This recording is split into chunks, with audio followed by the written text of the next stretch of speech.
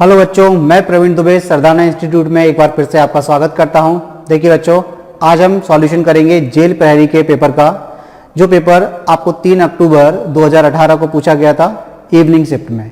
एक पेपर हम already discuss कर चुके हैं मॉर्निंग की शिफ्ट का।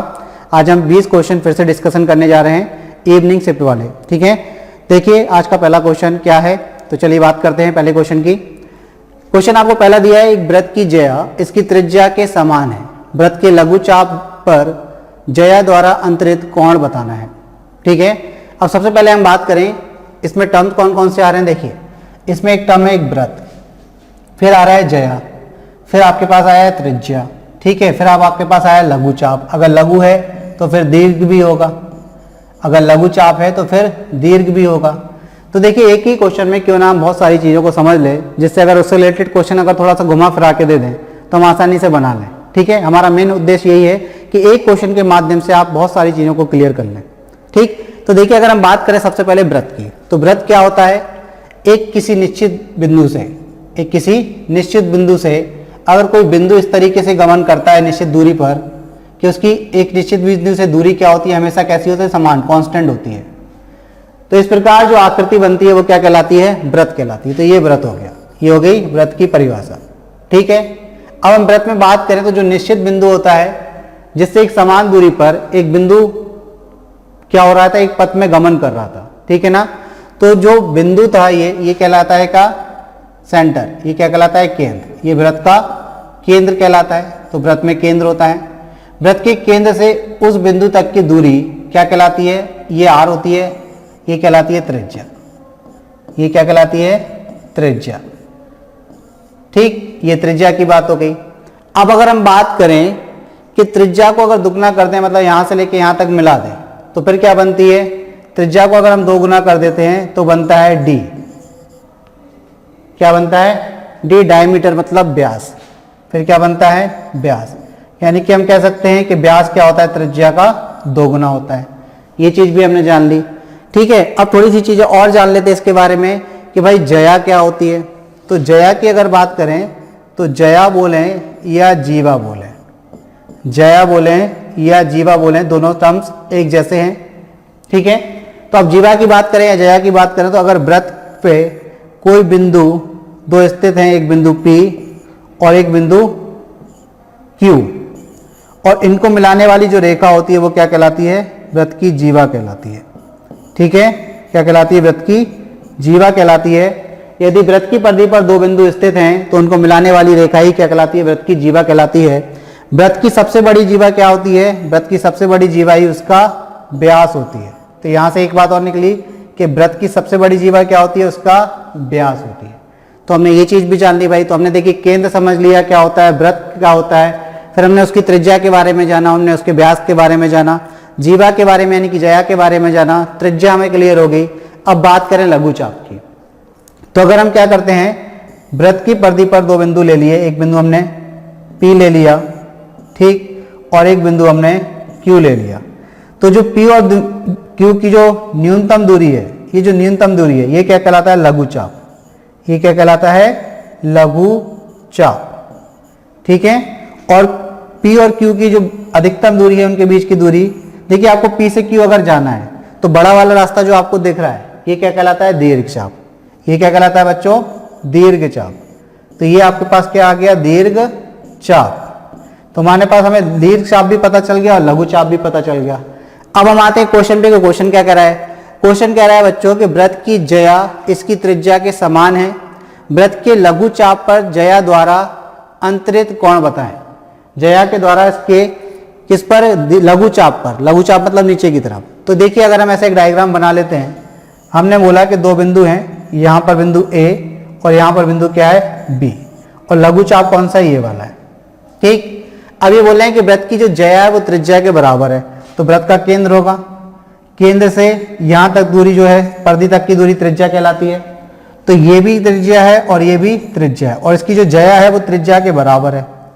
अगर ज्या त्रिज्या के बराबर है इसका मतलब क्या है, एक कौन सा त्रिभुज बन गया, ये कौन सा त्रिभुज बन गया। पेपर पहले में हमने सॉल्यूशन किया था कि अगर 3 भुजाएं एक त्रिभुज की बराबर हैं तो वो समबाहु त्रिभुज होता है। अगर ये समबाहु त्रिभुज बन गया तो बताइए इसके सारे कोण कैसे होंगे, बराबर। यानी कि हर एक कोण की माप कितनी होगी, 60 डिग्री की होगी।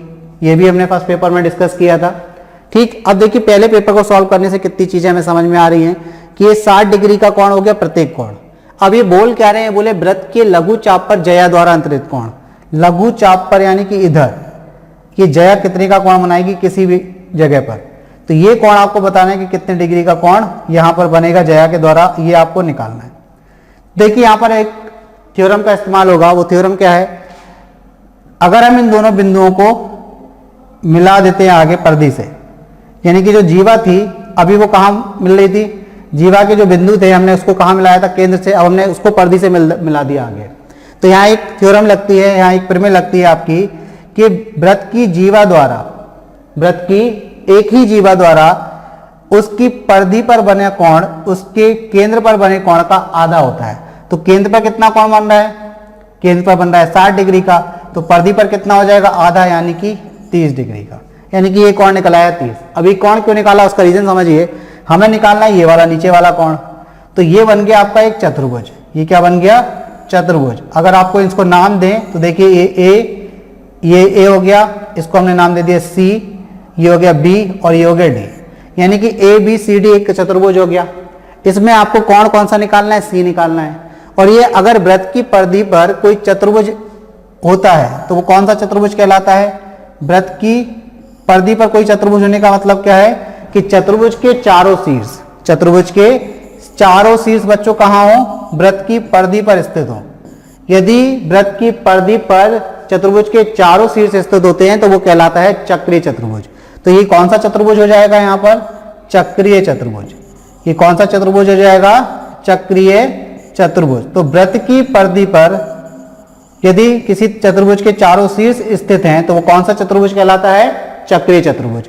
तो देखिए अगर हम बात करें तो ए सी बी डी ये वृत्त की परिधि पर स्थित है, एक चतुर्भुज के चारों शीर्ष। तो चक्रीय चतुर्भुज के विपरीत कोणों का योग कितना होता है, 180 होता है। यहां से क्या बात समझ में आई कि चक्रीय चतुर्भुज के विपरीत कोणों का योग कितना होता है, 180 होता है। तो अब आप बताइए कि अगर ये वाला कोण कितना है, 30 है, तो उसका विपरीत कौन सा है, ये वाला जो हमें ज्ञात करना है। तो इनका योग कितना होगा, 180 होगा। तो हम कह सकते हैं कि अगर ये जो कोण हमें ज्ञात करना है वो x है, तो हम कह सकते हैं यहां पर क्या कि 30 प्लस x बराबर कितना, 180। 30 प्लस x बराबर कितना, 180। तो यहां से बताइए आपके x की मान कितनी निकल आएगा। तो हमने देखा 30 प्लस x बराबर कितना निकला, 180। तो आपका x का मान कितना निकल कर आया, 150। 30 माइनस हो जाएगा तो 150 डिग्री। आई होप बात समझ में आई। एक बार फिर से देख सकते हैं आप इस क्वेश्चन को। देखिए अगर एक चतुर्भुज के चारों शीर्ष किस पर स्थित हैं, वृत्त की परिधि पर स्थित हैं, तो इनके विपरीत कोणों का योग कितना होता है, 180। अगर ये कोण x और ये कोण y है तो x प्लस y बराबर कितना होगा, 180 डिग्री होता है। तो ये चक्रीय चतुर्भुज के विपरीत कोणों का योग 180 होता है। अगर ये कोण P है और ये वाला कोण Q है तो हम कहेंगे P प्लस Q कितना होगा, 180 होगा। ठीक, एक तो ये चीज समझ में आ गई। दूसरी चीज कौन सी इस्तेमाल की है उसको भी आप थोड़ा सा विस्तार से समझ लें। एक ही जीवा द्वारा वृत्त के केंद्र पर बना कोण और एक ही तरफ वृत्त की परिधि पर बने कोण का कैसा होता है, दुगना होता है। मतलब जीवा अगर हम बात करें कि यहां पर P और Q जीवा है, ये केंद्र O है और ये R कोण बन रहा है यहां पर। तो एक ही जीवा कौन सी, PQ जीवा। ये कौन सी जीवा बोल रहे हैं हम, PQ जीवा। एक ही जीवा PQ द्वारा वृत्त के एक ही तरफ, एक ही चाप में बना कोण जो होता है, वृत्त के केंद्र पर बना कोण वृत्त की परिधि पर बने कोण का कैसा होता है, दुगना होता है। अगर ये कोण हम बोले कितना है, x है, तो ये वाला कोण कितना होगा, 2x। चूंकि हमें क्वेश्चन में ये कितना दिया था, 60 दिया था, तो ये कितना हो जाएगा, आधा, यानी कि ये 30 हो जाएगा। तो देखिए यही हमने इस्तेमाल किया। एक कॉन्सेप्ट ये लगाया और दूसरा कॉन्सेप्ट क्या लगाया, चक्रीय चतुर्भुज का। तो इस प्रकार हमारा आंसर कितना निकल कर आ गया बच्चों, हमारा आंसर 150 निकल कर आया। आप देखिए किस ऑप्शन में दिया 150, ऑप्शन ए। क्लियर है। तो इस प्रकार हमने चीजों को समझा। सबसे पहले हमने वृत्त जाना क्या है, त्रिज्या जानी क्या है, जीवा क्या होती है, व्यास क्या होता है, ये जाना। ठीक है, अब इसमें थोड़ी सी चीजें और जान लो। हो सकता है आपको वृत्त से रिलेटेड ऐसा क्वेश्चन पूछ लें जो मेंसुरेशन में आ जाए, तो कुछ चीजें इधर ही क्लियर कर लेते हैं बच्चों। जैसे व्रत में क्या क्या और रह गया, तो काफी चीजें रहेंगी, लेकिन आप थोड़ी सी और चीजें जान लें जो अपने जानने लायक है, जो आपके एग्जाम पूछ सकते हैं। व्रत का क्षेत्रफल, अगर हम व्रत के क्षेत्रफल की बात करें बच्चों, तो व्रत का क्षेत्रफल कितना होता है? व्रत का क्षेत्रफल होता है पाई आर स्क्वायर। क्या होता है? पाई आर स्क्वायर, जहां आर क्या है? त्रिज्या। अगर हम क्या करें, व्रत की परिधि की बात करें, तो व्रत की परिधि कितनी होती है बच्चों? तो व्रत की परिधि कितनी होती है? तो व्रत की परिधि होती है आपकी 2 पाई आर होती है। अगर हम बात करें व्रत के व्यास की, तो व्यास कितना होता है? त्रिज्या का दुगना यानी कि 2r होता है। तो ये जो मेंसुरेशन यानी कि आपके क्षेत्रमिति में इस्तेमाल होने सकते हैं फॉर्मूले, उनको हमने देख लिया। क्षेत्रमिति में हम पढ़ेंगे इनको, अगर क्षेत्रमिति से रिलेटेड कोई क्वेश्चन आ गया व्रत का, तो ये हो सकता है आपको मदद दे वहां। ठीक है, तो ऐसी चीजों को क्लियर करते हुए चलते हैं। इतनी बात समझ में आ गई? पहला क्वेश्चन क्लियर। चलिए बच्चों अगला क्वेश्चन देखते हैं। देखिए बच्चों अगला क्वेश्चन है क्वेश्चन नंबर 2। वह सबसे छोटी संख्या है जिसे 7925 में से घटाना चाहिए ताकि यह पूर्ण वर्ग बन जाए। ऑप्शन आपको 4 गिवन है। देखिए क्वेश्चन आपसे कह रहा है कि 7925 में से वह छोटी से छोटी संख्या कौन सी घटाई जाए जिससे ये पूर्ण वर्ग बन जाए। तो पहले शब्दों को समझ लें आप कि पूर्ण वर्ग का मतलब क्या होता है। ठीक है, और एक चीज समझ लें कि घटाने और जोड़ने की 2 कंडीशन यहां बन सकती हैं। ठीक है, तो सबसे पहले बात करते हैं पूर्ण वर्ग यानी कि परफेक्ट स्क्वायर की, कि पूर्ण वर्ग होता क्या है। तो सबसे पहले हम समझते हैं शब्द पूर्ण वर्ग को। ठीक है, पूर्ण वर्ग शब्द क्या होता है? देखिए जैसे हमने बोला 4 का अगर आप वर्गमूल निकालेंगे तो कितना आएगा? 2। तो हम कहेंगे कि 4 क्या है? पूर्ण वर्ग संख्या है। अगर हम बोले आपसे 36 का आप वर्गमूल निकालेंगे तो कितना आएगा? 6। तो आप कहेंगे 36 पूर्ण वर्ग संख्या है। लेकिन अगर हम आपसे कहें कि 6 और 6 का वर्गमूल निकालो तो वर्गमूल नहीं निकलेगा, तो यानी कि आप कहेंगे 6 पूर्ण वर्ग संख्या नहीं है। तो ये तो होता है पूर्ण वर्ग, मतलब जिसका स्क्वायर रूट निकल जाता है जिस संख्या का, वो पूर्ण वर्ग संख्या कहलाती है। मतलब यहाँ कहने का ये है कि 7925 का यदि आप वर्गमूल निकालेंगे तो नहीं निकलेगा। तो इसमें से आप एक कोई संख्या घटा दें छोटी से छोटी, जिसके बाद आप वर्गमूल निकालेंगे तो वर्गमूल निकल जाएगा। अब वर्गमूल निकालने की होती हैं 2 विधियां। वर्गमूल निकालने की क्या होती हैं? 2 विधियां। एक तो होती है भाग विधि और एक होती है अभाज्य गुणनखंड विधि। वर्गमूल निकालने की कौन कौन सी 2 विधियां होती हैं? एक तो होती है बच्चों भाग विधि। भाग विधि मतलब दौड़ के नहीं भागना है, भाग देके। ठीक है, एक तो होती है भाग विधि और दूसरी होती है गुणनखंड विधि। अब हम समझ लें कि कहाँ गुणनखंड विधि लगानी है और कहाँ हमें भाग विधि लगानी है। तो देखिए भाग विधि कब लगेगी? जब आपसे क्वेश्चन में पूछा जाए कि एक संख्या है उसमें से क्या जोड़ा जाए या उसमें से क्या घटाया जाए कि वो पूर्ण वर्ग बन जाए। तो आपको ध्यान रखना है हमेशा क्या लगानी है? भाग विधि। तो भाग विधि कब लगेगी? भाग विधि 2 केस में लगेगी। जब आपसे बोला जाए कि संख्या में क्या करना है, या तो कुछ जोड़ना है या फिर कुछ घटाना है, तब भाग विधि लगाओगे। ठीक, अब दूसरी विधि जो आपके पास है गुणनखंड विधि। गुणनखंड विधि तो अब दूसरी विधि कब लगेगी? जब आपसे क्वेश्चन में बोला जाएगा कि संख्या में किस चीज से भाग दिया जाए या किस चीज से गुणा किया जाए, मतलब किस संख्या से भाग दिया जाए, किस संख्या से गुणा किया जाए, तब आपको लगानी है दूसरी गुणनखंड विधि। तो उस बात समझ में आ गई कि कब भाग विधि लगेगी और कब गुणनखंड विधि लगेगी। जब आपके पास केस आएगा कि संख्या में से क्या घटाया जाए या क्या जोड़ा जाए कि ये पूर्ण वर्ग बन जाए, तब आपको क्या करना है? भाग विधि लगानी है। और जब आपसे बोला जाए कि संख्या में किस संख्या से गुणा किया जाए या किस संख्या से भाग दिया जाए कि ये पूर्ण वर्ग बन जाए, तब आपको क्या करना है? आपको गुणनखंड विधि लगानी है। तो ये तो हमने तरीके समझ लिए कि भाई कैसे इस्तेमाल करें। फिर हमने पूर्ण वर्ग समझ लिया क्या होता है। तो वो संख्या जिसका आप वर्गमूल निकाल सकते हैं वो क्या कहलाती है? पूर्ण वर्ग कहलाती है। ठीक, तो अब यहां पर बताइए क्या लगना चाहिए? घटाने की कंडीशन है। तो घटाने के लिए पहले एक छोटे से एग्जांपल से आप समझ लें। देखिए जैसे हमने बोला कि आपके पास एक संख्या है 50। ठीक, पहले हम क्या समझ रहे हैं कि भाग विधि होती क्या है, कैसे उसमें से घटाना है। हमने कहा 50 में से कौन सी छोटी से छोटी संख्या घटाए कि ये पूर्ण वर्ग बन जाए। तो आपको देखते ही समझ में आ रहा है कि 1 घटा दो 49 बन जाएगा। 49 का वर्गमूल 7 होता है। लेकिन हम भाग विधि से इसको कर रहे हैं। तो भाग विधि से अगर हम करेंगे तो कुछ इस तरीके से पहले लिखते हैं। फिर हम क्या देखते हैं कि 50 में किस ऐसी संख्या से भाग दे जिसका वर्ग 50 से ज्यादा ना हो। तो हमने देखा 7। यदि हम 7 से भाग देते हैं तो 7 से भाग दिया हमने, तो 7 7 कितना होता है? 49। मतलब इसका वर्ग जिस संख्या से आप भाग दे रहे हैं उसका वर्ग 50 से ज्यादा नहीं होना चाहिए। तो 7 का वर्ग 49 माइनस कितना बचा यहाँ पर? 1। एक बचा, यानी कि अगर हम जो एक बच रहा है, अगर हम 50 में से क्या कर देते हैं बच्चों, एक माइनस कर देते हैं तो क्या बचेगा 49। और आपको पता है 49 क्या एक पूर्ण वर्ग संख्या होती है, और वो पूर्ण वर्ग किसकी होती है, तो अगर आप 49 का वर्गमूल लेते हैं तो आपको पता है कितना निकल कर आता है, 7 निकल कर आता है। तो देखिए हमारा आंसर भी कितना आया था, 7।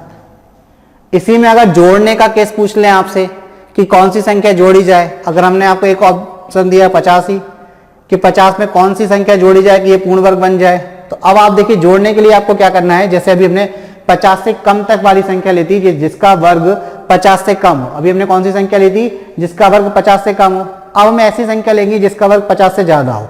तो अब आप बताइए 8 बार भाग दें 8 से यदि भाग देते हैं तो 8 का वर्ग क्या होता है, 64। अब बताइए ये क्या 64 है, नहीं है, ये तो 50 है। तो 64 से 50 कितना कम है, इनका डिफरेंस देख लीजिए। तो इनका डिफरेंस कितना है, 14।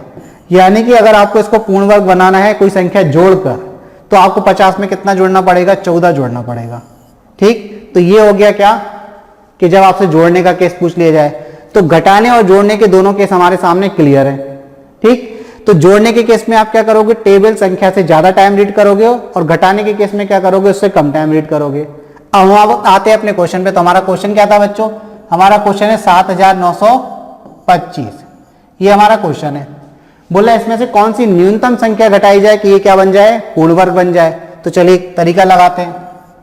अब देखिए अभी हमने 2 अंक की संख्या ली थी, हमारे पास 4 अंक की संख्या है, अगर 5 अंक की, 6 अंक की, 7 अंक की भी होती तो भी हम भाग विधि से आसानी से उसका वर्गमूल निकाल सकते हैं। ठीक है, जोड़ने घटाने की कंडीशन हम निकाल सकते हैं। लेकिन आपको ध्यान क्या रखना है कि आपको राइट हैंड साइड से क्या करना है, पेयर बनाने, यानी कि 2-2 संख्याएं जोड़े के रूप में लिखनी है।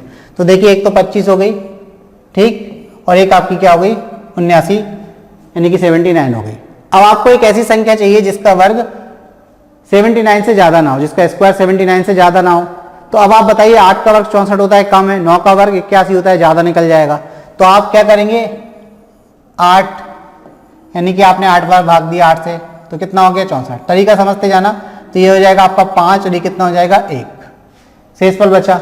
अब यहाँ क्या होता है, पूरा जोड़ा उतरता है, एक संख्या नहीं आती। जैसे हम सिंपल एक संख्या में किसी में भाग देते हैं तो वहां क्या करते थे, माइनस बचने के बाद एक संख्या नीचे उतारते थे। तो यहाँ एक नहीं उतरेगी, यहाँ क्या होगी बच्चा, पूरा एक जोड़ा उतरेगा। तो जोड़ा उतर गया कितने का, 25 आ गया नीचे। और फिर क्या करते हैं, आपने 8 बार भाग दिया तो इसमें 8 ही आपको जोड़ना पड़ेगा। तो कितना आ गया, 16। अब यहां से आपको मेन चीज समझनी है, आपको चाहिए 1525। अब 1525 चाहिए, जैसे ही 16 है, अगर आप इसमें एक बार भाग देते हैं तो ये 16 161 हो जाएगा, और उसका 1 से ही गुणा होगा, तो ये 161 आएगा। तो बताइए हमें चाहिए तो 1525 है, अभी कम है। और अगर हम 2 बार भाग देते हैं तो ये कितना हो जाएगा, 2 बार भाग देते हैं तो ये हो जाएगा 162, और इसका गुणा किससे होगा, 2 से।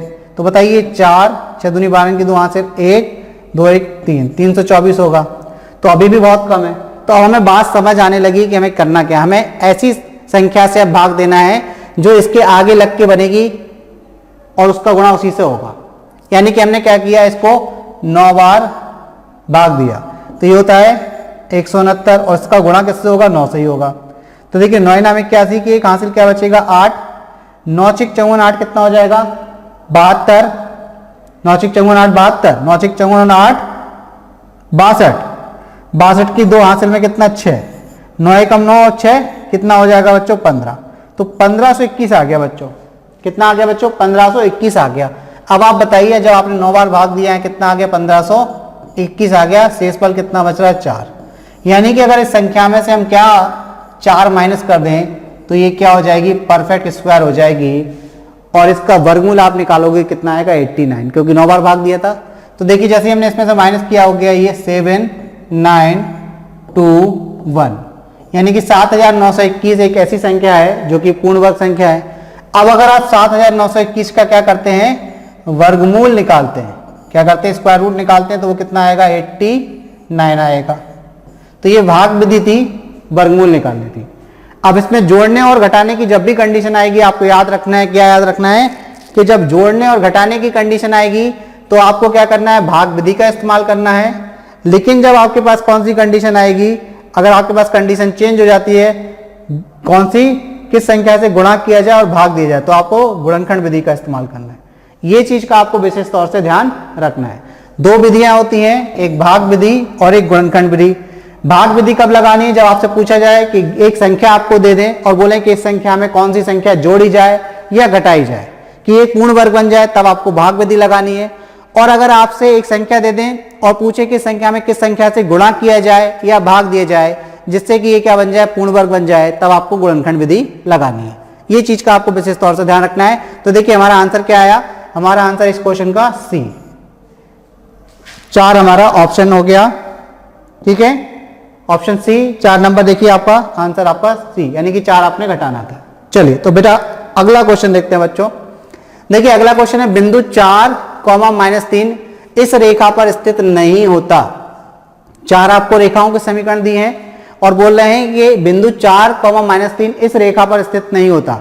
बच्चों एक चीज ध्यान रखना, जैसे हम बात करें कि आप अपने घर में ऊधम करते हैं बहुत ज्यादा, तो आप क्या कर रहे हैं, अपने घर को संतुष्ट नहीं कर रहे हैं, यानी कि आप उस घर के लायक नहीं हो।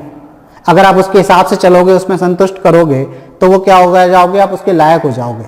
तो यहां बात समझिए बच्चों कि ये जो बिंदु है ये बोला इस रेखा पर स्थित नहीं होता, मतलब ये इन रेखाओं को सेटिस्फाई नहीं करेगा। अब बिंदु की बात करें तो अगर जब भी आपके पास बच्चों कोई बिंदु आएगा, जैसे ये लिखा है 4, -3, तो हमने आपको बताया था ये कहलाते हैं निर्देशांक, जिसमें पहला जो होता है वो x निर्देशांक होता है, जो दूसरा होता है वो क्या होता है, y निर्देशांक होता है। पहला क्या होता है, x निर्देशांक, और दूसरा क्या होता है, y निर्देशांक होता है। तो अगर हम बात करें कि x पर ये कितना चला, तो 4 चला, और y पर कितना चला, -3 चला, तो ये कहां स्थित होगा, अगर इसको ग्राफ में आपको दिखाना होगा तो x पर 3 और y पर कितना, सॉरी x पर 4 और y पर कितना, -3। तो अगर ये -3 है यहाँ नीचे और ये 4 है यहाँ कहीं, तो ये बिंदु कहाँ मिलेगा, आके इस पॉइंट पे कहीं। तो ये क्या हो जाएगा, 4, -3। ये तो प्लॉटिंग कर दी हमने, बिंदु की प्लॉटिंग कर दी कि कहाँ होगा वो, जो हमारे निर्देशांक होते हैं वो उस स्थिति में कहाँ होगा, वो चतुर्थांश में। कौन से चतुर्थांश में हुआ, ये चौथे चतुर्थांश में स्थित है, चतुर्थ में, 4th क्वाड्रेंट में। ठीक है, ये तो बात हो गई उसकी। लेकिन आप बात करें कि किस रेखा पर स्थित नहीं होगा, तो आपको इसका मतलब x और y का मान आपके पास है, x बराबर 4, y बराबर -3।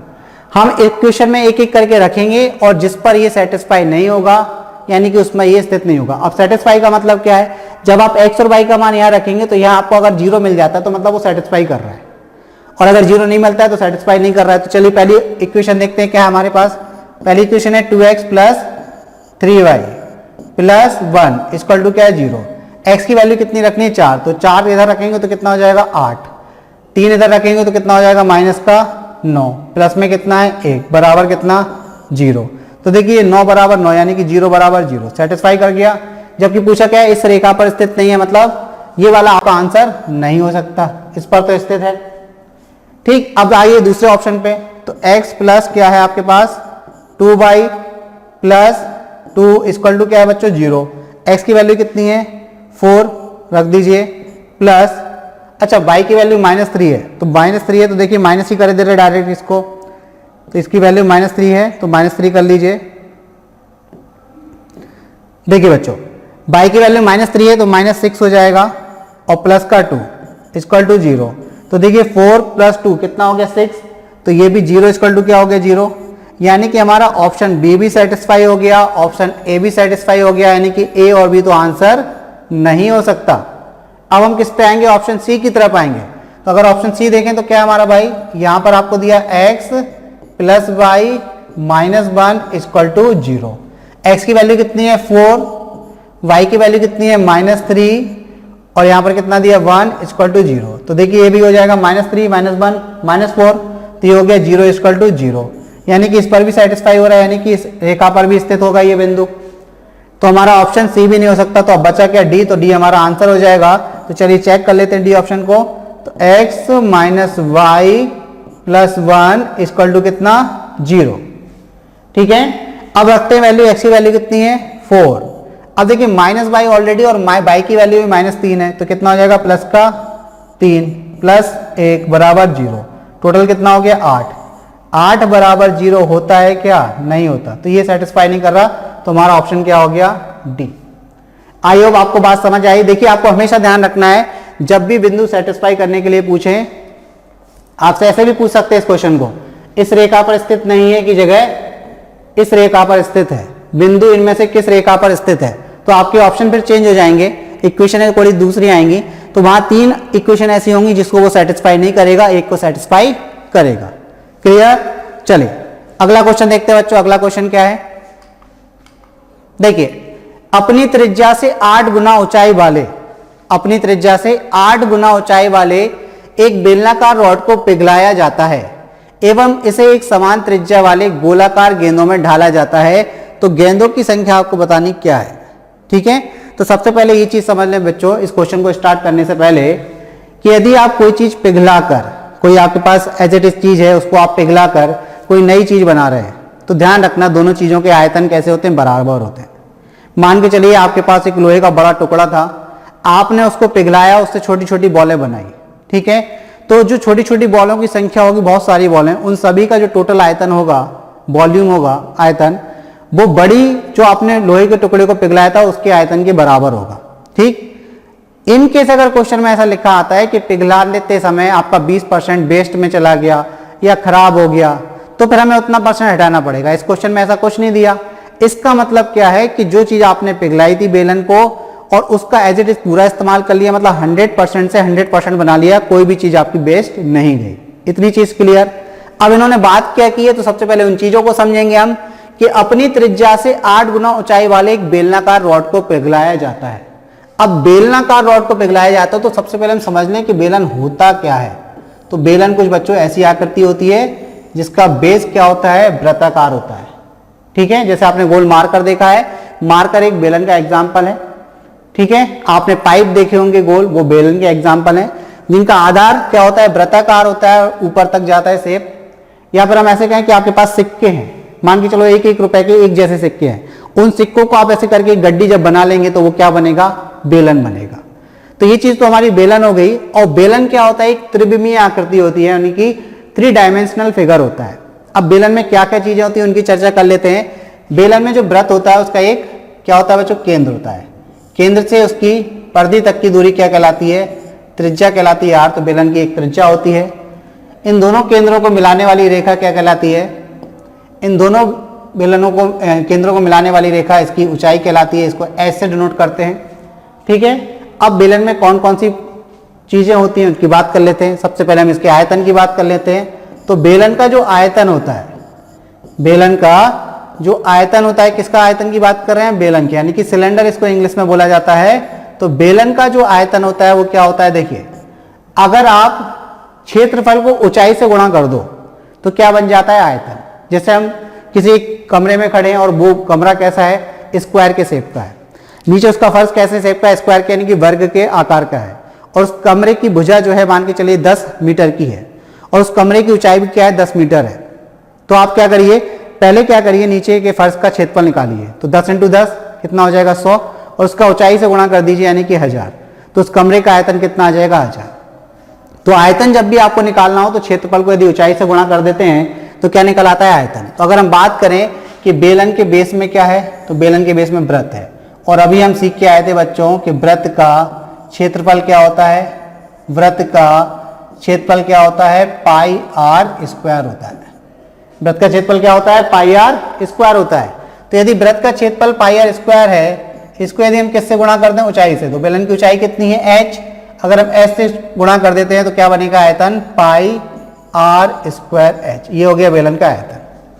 अब एक बेलन को पिघलाकर क्या कर रहे हैं, समान त्रिज्या वाले गोलाकार गेंदों में डाला जाता है। गोलों में डाल रहे हैं। तो अब गोला क्या होता है, वो भी एक त्रिविमीय आकृति होती है, तो उसका आयतन चाहिए हमें। ठीक है, और दोनों के आयतन को कैसा करना है, बराबर करना है। तो देखिए हम अगर गोले की बात करें तो ये वृत्त नहीं है, समझ लें पहले तो, क्योंकि बोर्ड पर नहीं बना सकते। ये क्या है, गोला है। ठीक, अगर हम बात करें कि गोले का आयतन क्या होता है, तो गोले का आयतन होता है 4/3 πr²।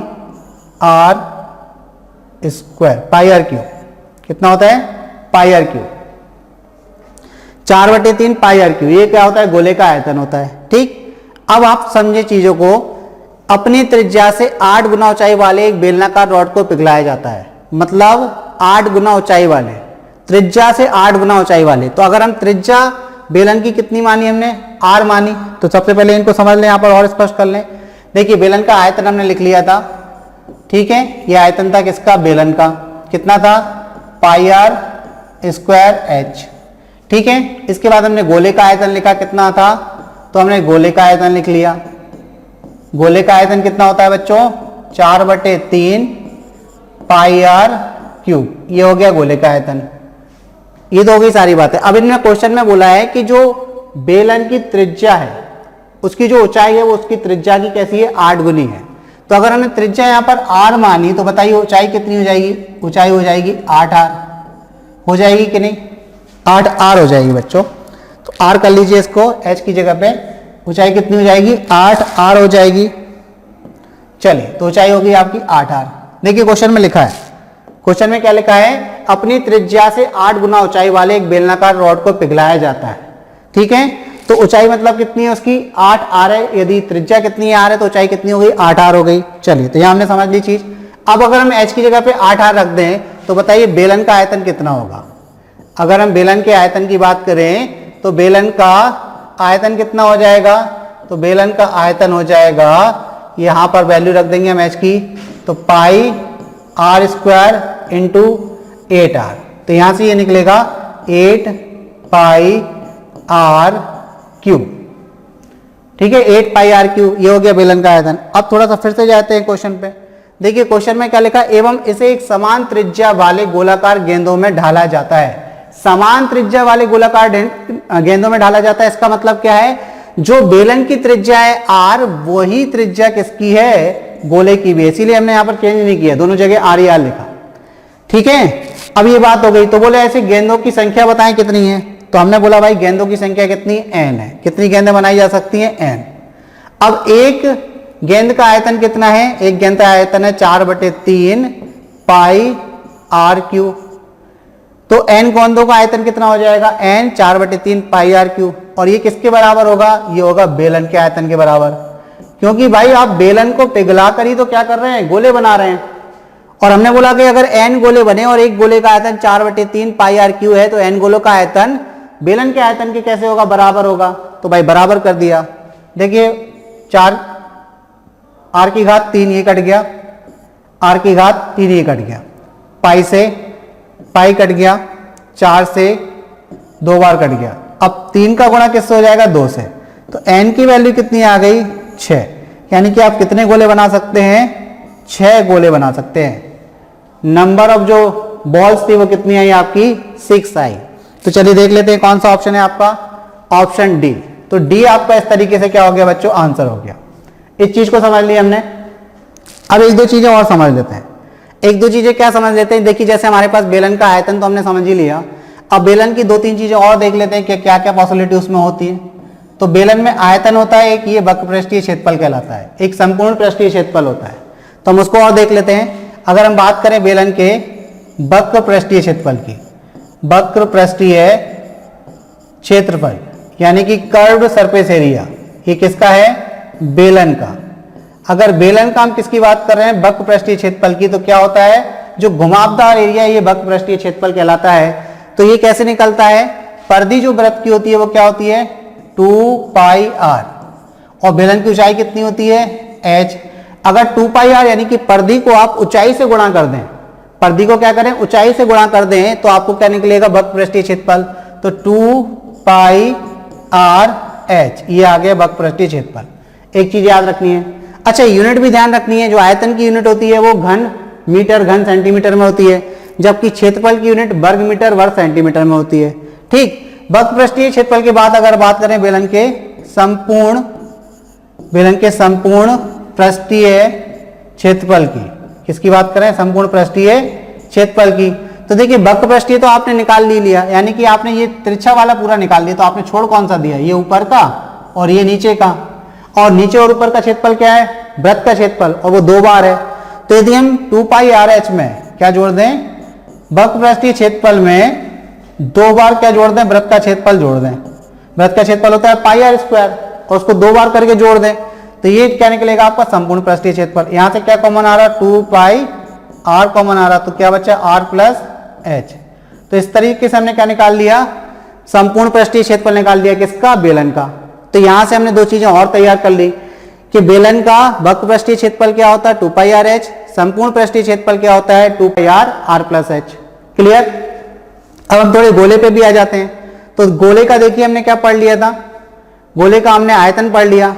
गोले का यदि पृष्ठीय क्षेत्रफल की बात करें तो गोले का पृष्ठीय क्षेत्रफल क्या होता है, तो गोले का पृष्ठीय क्षेत्रफल, गोले का कौन सा क्षेत्रफल बच्चों, पृष्ठीय क्षेत्रफल, गोले का पृष्ठीय क्षेत्रफल क्या होता है भाई, तो गोले का पृष्ठीय क्षेत्रफल होता है 3 पाई आर स्क्वायर। क्या होता है, 3 पाई आर स्क्वायर। चलिए तो देख लेते हैं, गोले का वक्र पृष्ठीय क्षेत्रफल होता है 3 पाई आर स्क्वायर। तो यहां से ये चीज भी थोड़ा सा याद रखना। क्लियर। चलिए अगला क्वेश्चन देखते हैं बच्चों। अगला क्वेश्चन क्या है,